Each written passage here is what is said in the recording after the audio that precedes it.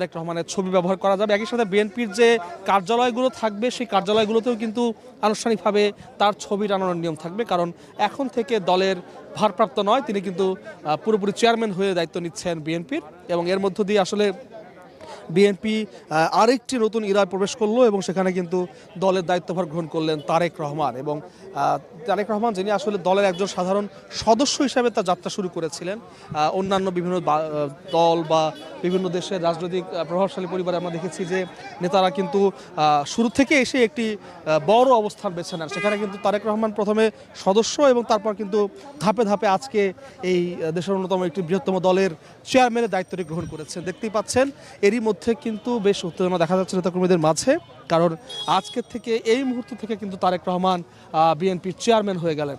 এবং একটি বড় বিষয় হচ্ছে যে তিনি যখন সাধারণ সদস্য হিসাবে দায়িত্বভার গ্রহণ করেন তখন থেকে কিন্তু শুরু করে এখন পর্যন্ত যে কয়টি গুরুত্বপূর্ণ দায়িত্ব তিনি পালন করেছেন তার প্রত্যেকটিতে কিন্তু তিনি সাংগঠনিক নিয়ম মেনেই দায়িত্ব নিয়েছেন।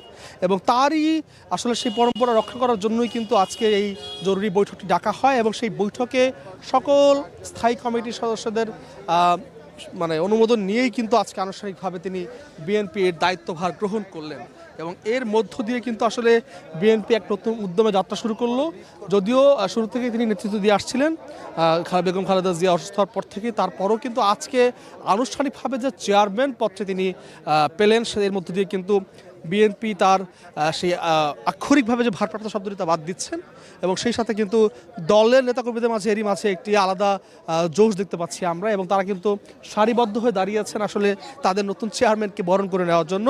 আজকের এই বৈঠকের এজেন্ডা শুরু থেকে না জানা গেলেও আমরা কিন্তু কিছুক্ষণ আগে আপনাদের জানিয়েছিলাম যে বিভিন্ন সূত্র থেকে আমরা জানতে পেরেছিলাম যে আজকের এজেন্ডার মূল বিষয় মূলত এই ভারপ্রাপ্ত শব্দটিকে বাদ দিয়ে তাকে পুরোপুরি চেয়ারম্যান হিসেবে দায়িত্ব দেওয়া। এবং ঠিক সেটি কিন্তু হলো। আমরা এই মাত্র জানতে পেরেছি যে বিএনপির ভারপ্রাপ্ত চেয়ারম্যান তারেক রহমান যিনি ছিলেন তাকে কিন্তু পুরোপুরি চেয়ারম্যান করা হয়েছে এবং স্থায়ী কমিটির অনুমোদনেই তাকে চেয়ারম্যান হিসেবে দায়িত্বভার দেওয়া হয়েছে। এবং কিছুক্ষণের মধ্যেই বিএনপির পক্ষ থেকে আনুষ্ঠানিক সেই ব্রিফিংটি হবে বলে আমরা আশা করছি। এবং তারই কিন্তু আভাস পাচ্ছি আমরা চেয়ারপারসনের যে রাজনৈতিক কার্যালয় সেই কার্যালয় থেকে। এবং এর মধ্য দিয়ে কিন্তু এই কার্যালয়েরও আসলে আনুষ্ঠানিক চেয়ারম্যান হলেন তারেক রহমান। এবং এই যে আজকের ঘটনাটি, এটি কিন্তু আসলে বিএনপির পাশাপাশি দেশের রাজনৈতিক অঙ্গনের জন্য একটি ঐতিহাসিক মুহূর্ত। এবং এর মধ্য দিয়ে কিন্তু বিএনপির যে নতুন যাত্রা শুরু হলো নতুন নেতৃত্বের সাথে, সেটি কিন্তু আসলে এই মুহূর্তের সাক্ষী হয়ে থাকছে। এবং সেই মুহূর্তটিকে আসলে উদযাপন করার জন্যই কিন্তু নেতাকর্মীরা দলের চেয়ারপারসনের কার্যালয়ের সামনেই সারিবদ্ধ হয়ে দাঁড়িয়েছে। এবং দেখতেই পাচ্ছেন এক ধরনের চাপা উত্তেজনা কাজ করছে তাদের মাঝে নতুন চেয়ারম্যানকে বরণ করে নেওয়ার জন্য। এবং প্রথমে যখন রাষ্ট্রপতি জিয়াউর রহমানকে হত্যা করা হয় একটি সেনা অভ্যুত্থানের মধ্য দিয়ে, তারপরে কিন্তু আসলে সে সময় যিনি ভাইস চেয়ারম্যান ছিলেন বিচারপতি আব্দুল সাত্তার, তিনি দায়িত্বভার গ্রহণ করেছিলেন। এবং তারপরেই কিন্তু আসলে দলের কাঠামো মেনেই এক পর্যায়ে একটি গৃহবধূ থেকে একজন সেখান থেকে কিন্তু উঠে আসেন বেগম খালেদা জিয়া, এবং তারপর তিনি সেই দলের দায়িত্বভার গ্রহণ করেন। পরবর্তীতে যখন তিনি দায়িত্বে থাকেন তখন সেই অবস্থায় কিন্তু তারেক রহমান একদম সাধারণ সদস্য থেকে শুরু করে প্রতিটি ধাপ পেরিয়ে আজকে এই জায়গাটি এসেছেন। তার আগে কিন্তু তিনি ছিলেন বিএনপির সিনিয়র ভাইস চেয়ারম্যান। এবং সেখান থেকে কিন্তু যখন বেগম খালেদা জিয়ার স্বাস্থ্যের অবস্থার আরও অবনতি হয়, পরবর্তীতে তাকে দলের সিদ্ধান্তেই ভারপ্রাপ্ত চেয়ারম্যানের দায়িত্বটি দেওয়া হয়। এবং আজকে কিন্তু সেই ভারপ্রাপ্ত শব্দটি বাদ হয়ে তিনি আনুষ্ঠানিকভাবে বিএনপির চেয়ারম্যান হিসেবে রয়েছেন। এবং দেখতে পাচ্ছেন স্থায়ী কমিটির সদস্যরা কিন্তু বের হচ্ছেন চেয়ারপারসনের কার্যালয় থেকে, এবং আনুষ্ঠানিক ব্রিফিংয়ের জন্য কিন্তু পোডিয়ামটি নিয়ে আসা হচ্ছে গণমাধ্যমের সামনে। দেখতেই পাচ্ছেন যে বিএনপির স্থায়ী কমিটির একজন সদস্য গয়েশ্বরচন্দ্র রায় থেকে শুরু করে বাকিরা বের হয়ে আসছেন এবং ধীরে ধীরে কিন্তু এই পোডিয়ামেই ব্রিফিং করা হবে। এবং সেই যে কাঙ্ক্ষিত মুহূর্তটি, সেই মুহূর্তটির অপেক্ষায় আমরা সবাই আছি, যে মুহূর্তে আসলে গণমাধ্যমের সামনে পুরো দেশের সামনে তারেক রহমানকে আনুষ্ঠানিকভাবে পরিচয় করে দেওয়া হবে বা বিএনপির চেয়ারম্যান হিসাবে। এবং সেই ভারপ্রাপ্ত শব্দটির মুহূর্তের সাক্ষী হতে যাচ্ছি আমরা সবাই। প্রিয় দর্শক, সাথেই থাকবেন। দেখছেন যে বিএনপির চেয়ারপারসনের কার্যালয়ের সামনেই কিন্তু যেখানে গণমাধ্যমের অবস্থান, সেখান থেকে কিন্তু এখানে আনা হয়েছে এবং এই মুহূর্তে কিন্তু ব্রিফিং করা হবে এবং সেই ব্রিফিংয়ে জানানো হবে সেভাবে বিএনপির ভারপ্রাপ্ত চেয়ারম্যানের নামটি। দেখতেই পাচ্ছেন পোডিয়ামটি কিন্তু দুই হাতে দেখতে পাচ্ছেন।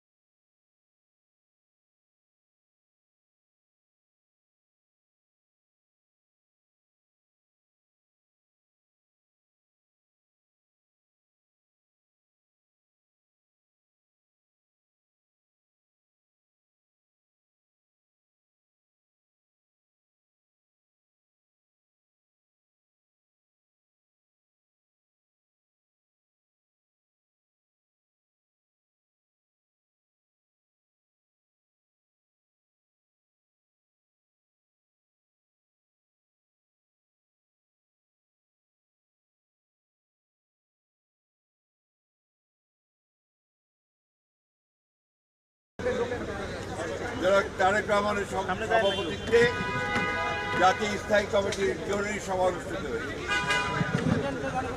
এই সভায় জাতীয় স্থায়ী কমিটি ইতিমধ্যেই আমাদের দলের গঠনতন্ত্র অনুযায়ী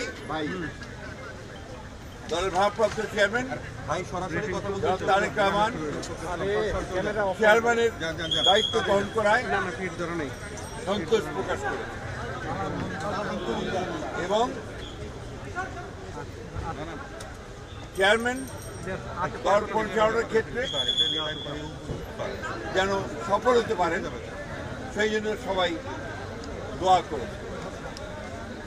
প্রিয় সাংবাদিক বন্ধুগণ, এর পরের যে সিদ্ধান্ত আমরা নিয়েছি ভাই, এই সিদ্ধান্তটি হচ্ছে ভাই কাজ করতেছি তো। হ্যাঁ ঠিক আছে নির্বাচন কমিশনের অনুরোধে বাংলাদেশ জাতীয়তাবাদী দলের চেয়ারম্যান জনাব তারেক রহমান আগামী 11 জানুয়ারি 2026 থেকে জাতীয় নেতা মৌলানা আব্দুল হামিদ খান ভাসানী ও 2024 ছাত্রগণ অভ্যুত্থানে শহীদ আবু সাইদ সহ অন্যান্য শহীদদের প্রতি শ্রদ্ধা জানানোর জন্য তাদের কবর জিয়ারত এবং কিছু পারিবারিক দায়িত্ব পালনের জন্য দেশের উত্তরাঞ্চলের কয়েকটি জেলা সফর করবেন বলে সিদ্ধান্ত নেওয়া হয়েছিল। এ ব্যাপারে নির্বাচন কমিশনের অনুরোধে বাংলাদেশ জাতীয় দলের চেয়ারম্যানের এই সফর স্থগিত ঘোষণা করা হয়।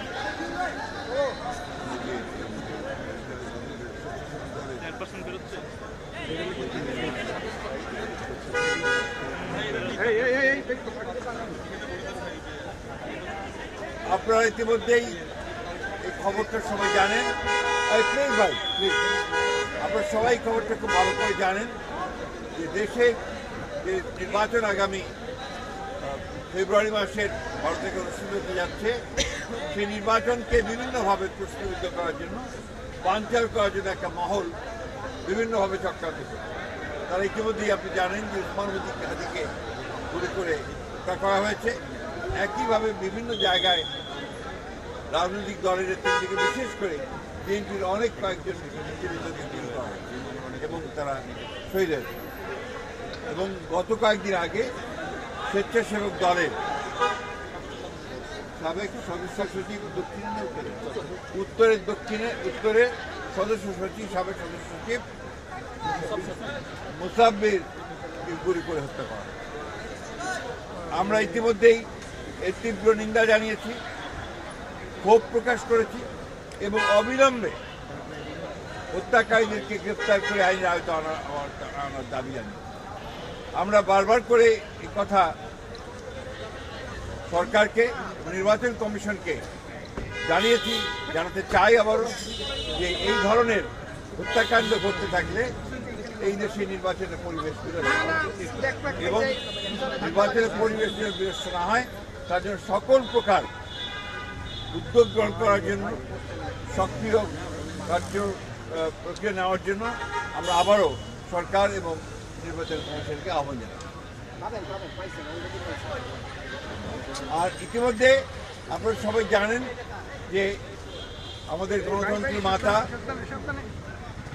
অবিসংবাদী নেত্রী এবং আমাদের আপসী নেত্রী দেশনেত্রী বেগম খালেদা জিয়ার ইন্তেকালের পরে তার জানা যায় যে শরণার্থীর কালের বৃহত্তম জানাজা অনুষ্ঠিত হয়েছিল এবং বৃহত্তম জানাজা অনুষ্ঠিত হয়েছিল। সেই জানাজায় মানুষের যে সমাগম হয়েছিল এটা এই বাংলাদেশের কখনো দেখা যায়। আমরা যারা স্বতঃস্ফূর্তভাবে সবাই এই জানাজা অংশ নিয়েছিলেন, আমরা দলের পক্ষ থেকে সমস্ত জনগণকে আমরা আন্তরিকভাবে কৃতজ্ঞতা এবং ধন্যবাদ জানাবো। এবং আইন শৃঙ্খলা পরিস্থিতি রক্ষা করবার জন্য সেনাবাহিনী সদস্যরা, সেনাবাহিনীর তিন বাহিনীর প্রধান এবং সরকার যে উদ্যোগ নিয়েছে, পুলিশ, র্যাব, বিজেপি যারা সহযোগিতা করেছেন তাদের সকলকে আমরা আন্তরিকভাবে ধন্যবাদ এবং কৃতজ্ঞতা জানাই। ভারপ্রাপ্ত চেয়ারম্যান নাই থাকে না, আপনি জানেন না, চেয়ারম্যান থাকলে ভারপ্রাপ্ত হয়। ধন্যবাদ।